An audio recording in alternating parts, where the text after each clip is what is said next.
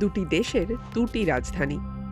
আজ থেকে 10 থেকে 12 বছর আগেও বাতাসের মান নিয়ে টেক্কা দিত একে অন্যকে।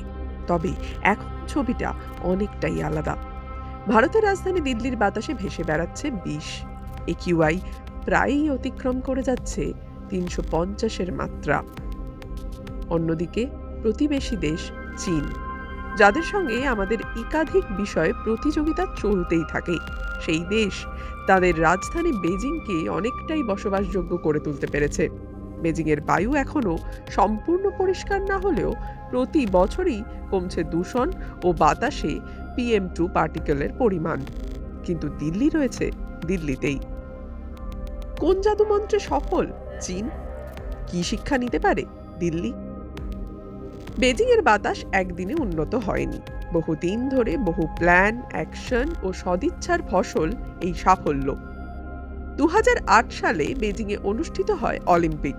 তার কিছু আগে থেকেই বাতাসের গুণমানের সাপ্তাহিক রিপোর্ট বের করা শুরু করে বেজিং। এর ফলে বায়ুর মান নিয়ে কথা উঠতে শুরু হয় সাধারণ মানুষের মধ্যে। বাড়ে সচেতনতা। তবে মূল পরিবর্তন আসে 2013 সালের পর থেকে। সরকারিভাবে বায়ু দূষণের সঙ্গে যুদ্ধের টার্গেট ঠিক করা হয়। তা সফলভাবে পূরণ করতে নেওয়া হয় একাধিক পরিকল্পনা। 2017 সালের মধ্যেই শহরের মোট 16,000 বাসকে ইলেকট্রিক বাসে পরিণত করা হয়। বেজিংয়ের দেখাদেখি অন্য শহরগুলিও নেয় একই উদ্যোগ। চীনের সরকারি সংবাদ মাধ্যম জানিয়েছে, বর্তমানে সারা বিশ্বের ইলেকট্রিক বাসের 90%ই চলে চীনে। অন্যদিকে দিল্লি রয়েছে বেশ কিছুটা পেছনে।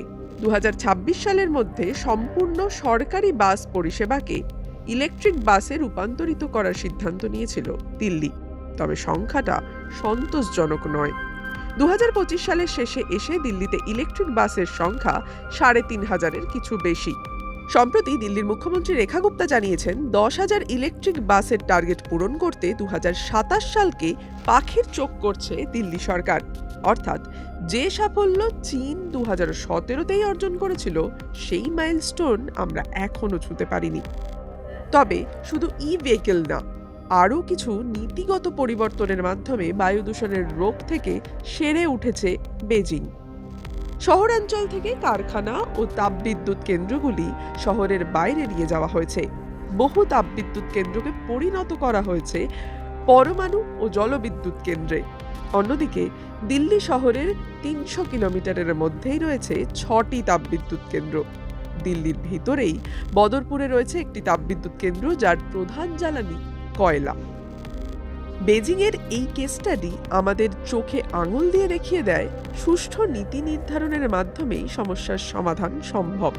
যদিও দিল্লিতে সরকার আসে, সরকার যায়, কিন্তু প্রতি বছর দূষণের একই চিত্র সামনে আসে। জারি হয় জরুরি অবস্থা। এই অবস্থাতেই 3 মাসের কিছু বেশি সময় কাটে দিল্লিতে। কিন্তু প্রতি বছর এই 3 মাস সময়ই রাজধানীর মানুষের ফুসফুসে করে দিচ্ছে দীর্ঘমেয়াদী ক্ষতি।